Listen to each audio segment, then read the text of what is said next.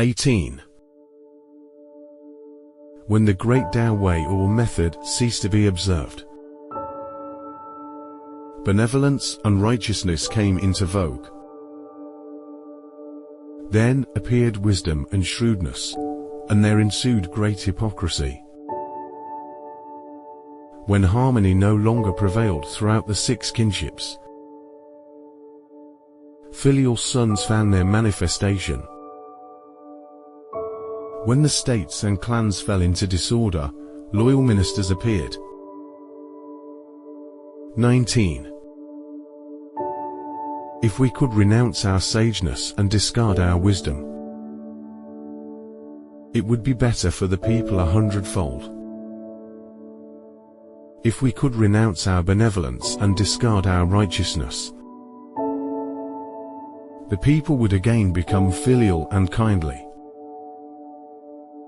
If we could renounce our artful contrivances and discard our scheming for gain, there would be no thieves nor robbers. Those 3 methods of government, thought olden ways in elegance did fail, and made these names their want of worth to veil. But simple views, and courses plain and true, would selfish ends and many lusts eschew. 20. When we renounce learning we have no troubles. The ready yes, and flattering yea. Small is the difference they display, but mark their issues, good and ill. What space the gulf between shall fill.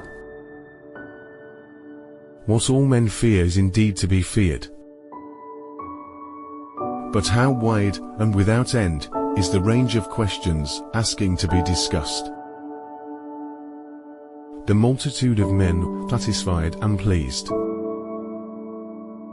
as if enjoying a full banquet, as if mounted on a tower in spring. I alone seem listless and still, my desires having as yet given no indication of their presence. I am like an infant which has not yet smiled. I look dejected and forlorn, as if I had no home to go to. The multitude of men all have enough and to spare. I alone seem to have lost everything. My mind is that of a stupid man. I am in a state of chaos. Ordinary men look bright and intelligent, while I alone seem to be benighted. They look full of discrimination, while I alone am dull and confused. I seem to be carried about as on the sea, drifting as if I had nowhere to rest. All men have their spheres of action, while I alone seem dull and incapable, like a rude borderer. Thus I alone am different from other men, but I value the nursing mother the Tao. 21. The grandest forms of active force. From Tao come, their only source. Who can of Tao the nature tell? Our sight it flies, our touch as well. Eluding sight, eluding touch. The forms of things all in it crouch. Eluding touch, eluding sight. There are their semblances. All right. Profound it is. Dark and obscure. Things' essences all there endure. Those essences the truth enfold. Of what? when seen, shall then be told. Now it is so. 'Twas so of old. Its name, what passes not away. So, in their beautiful array, things form and never know decay. How know I that it is so with all the beauties of existing things? By this nature of the Tao. 22. The partial becomes complete. The crooked,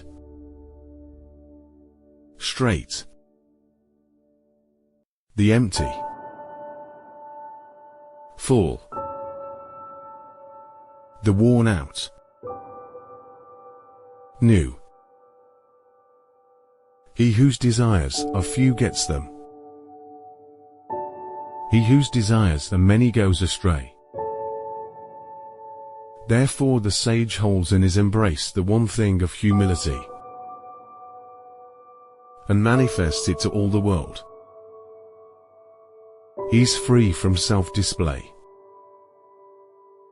and therefore he shines. From self-assertion, and therefore he is distinguished. From self-boasting,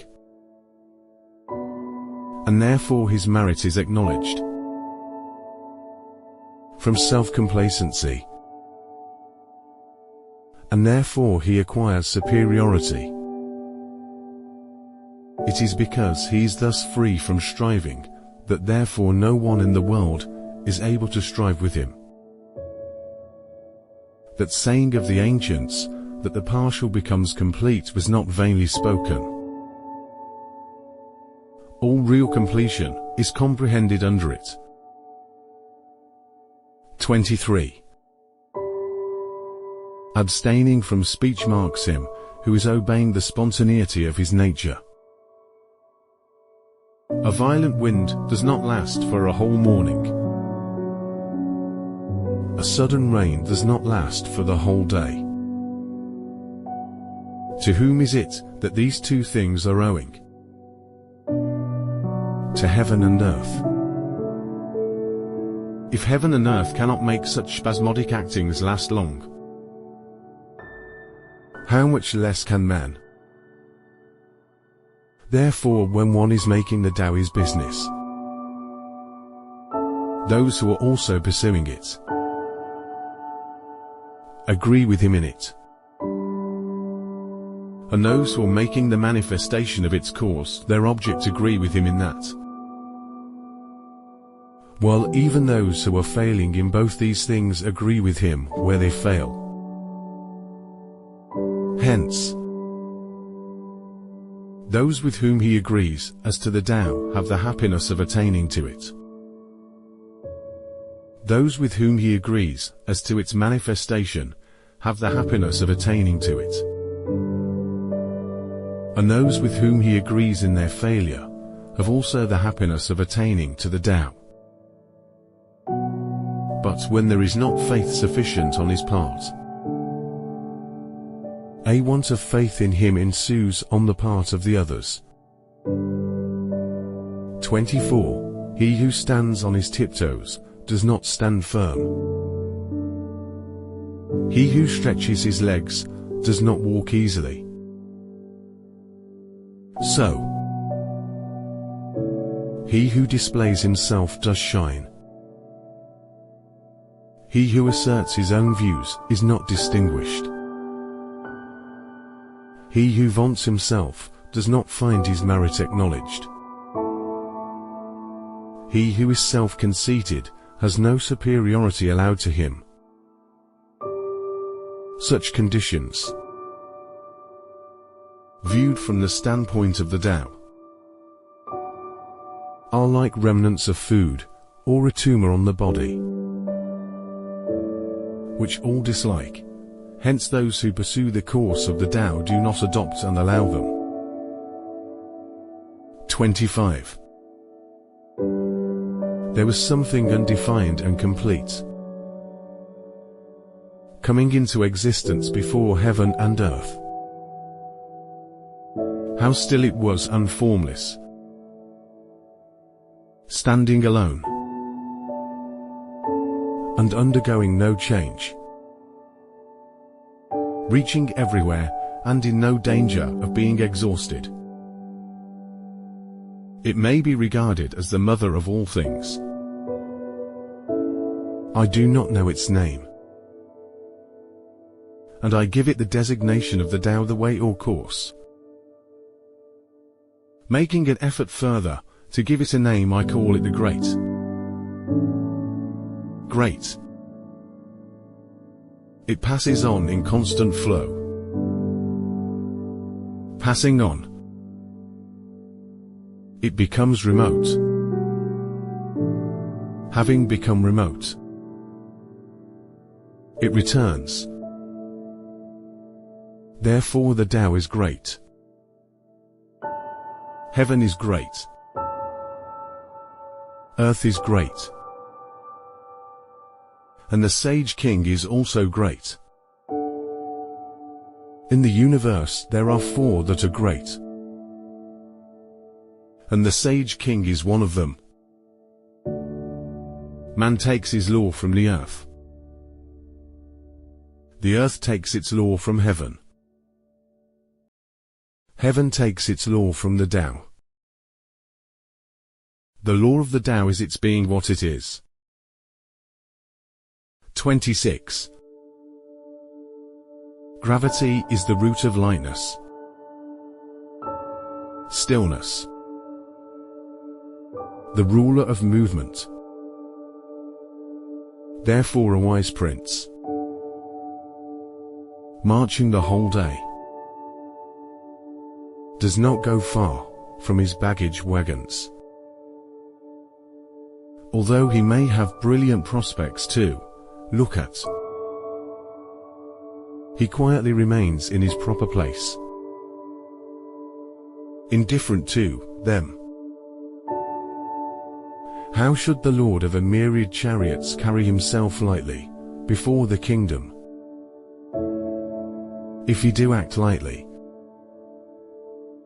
he has lost his root of gravity. If he proceed to active movement, he will lose his throne. 27. The skillful traveler leaves no traces of his wheels or footsteps. The skillful speaker says nothing that can be found fault with or blamed. The skillful reckoner uses no tallies. The skillful closer needs no bolts or bars. While to open what he has shut will be impossible. The skillful binder uses no strings or knots. While to unloose what he has bound will be impossible. In the same way, the sage is always skillful at saving men, and so he does not cast away any man. He is always skillful at saving things, and so he does not cast away anything. This is called hiding the light of his procedure. Therefore the man of skill is a master to be looked up to by him who is not the skill. And he who has not the skill is the helper of the reputation of him who has the skill.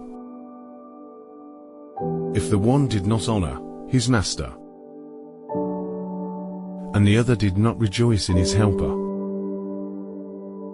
on observer, though intelligent, might greatly err about them. This is called the utmost degree of mystery. 28. Who knows his manhood's strength, yet still his female feebleness maintains.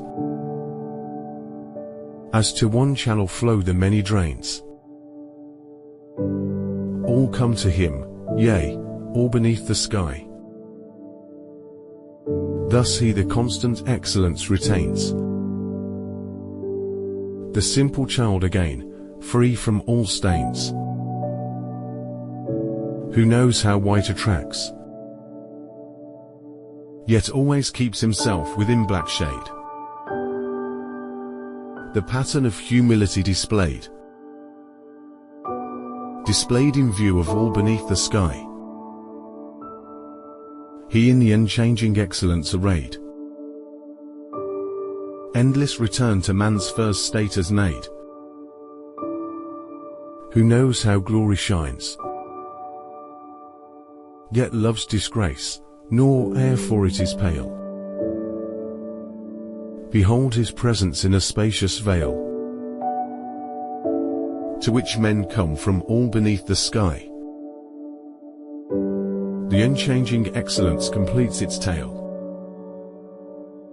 The simple infant man in him we hail, the unwrought material,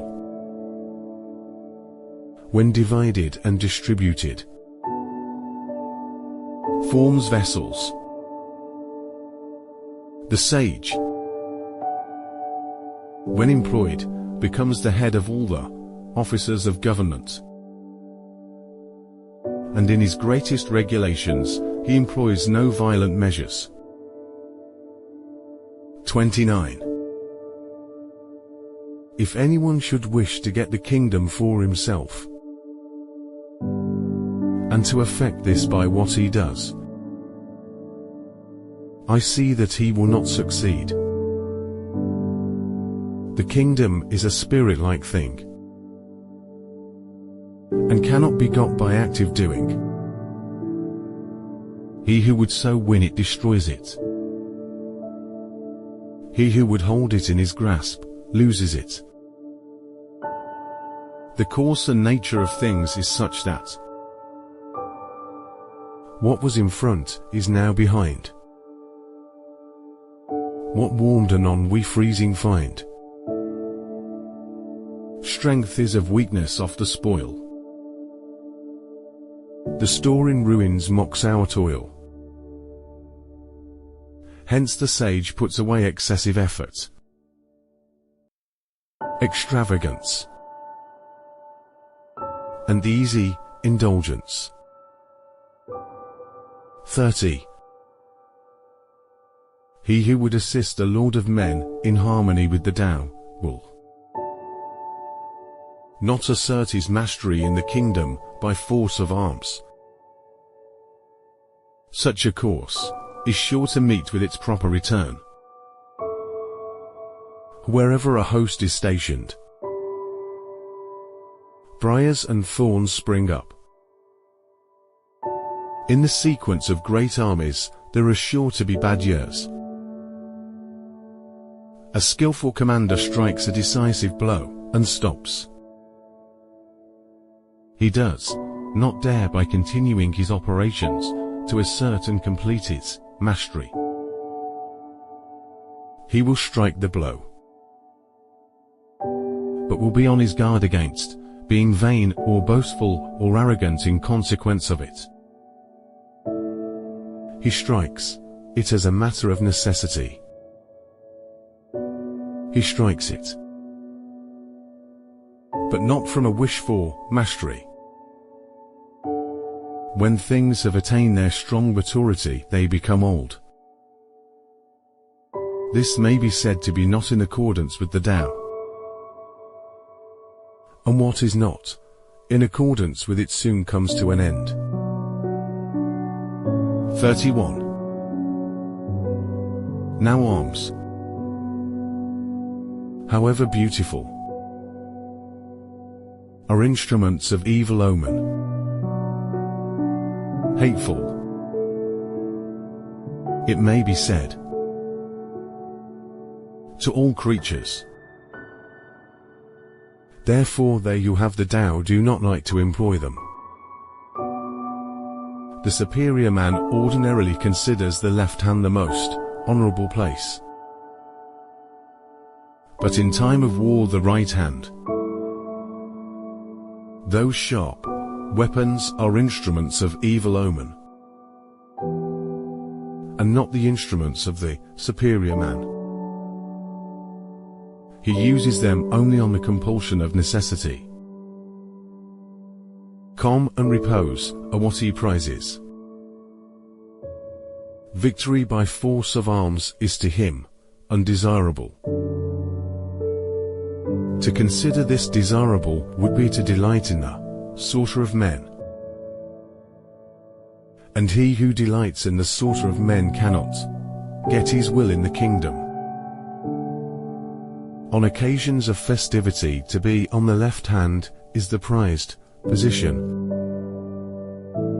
On occasions of mourning, the right hand. The second in command of the army has his place on the left.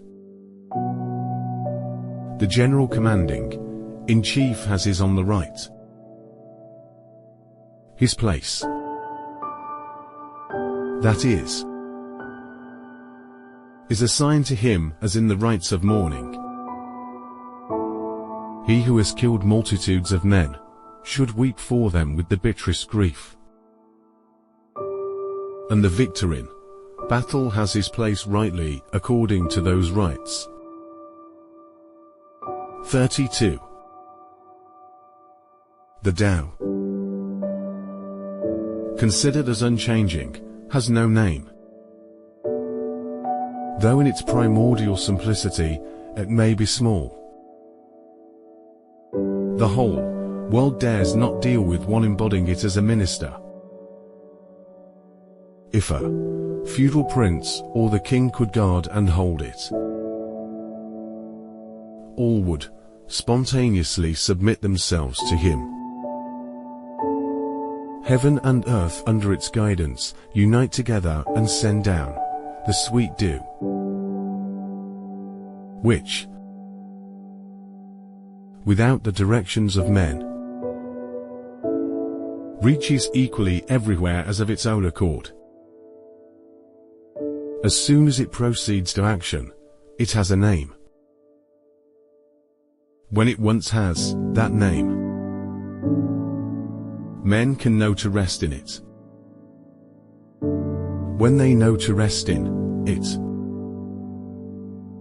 they can be free from all risk of failure and error. The relation of the Tao to all the world is like that of the great rivers and seas to the streams from the valleys. 33.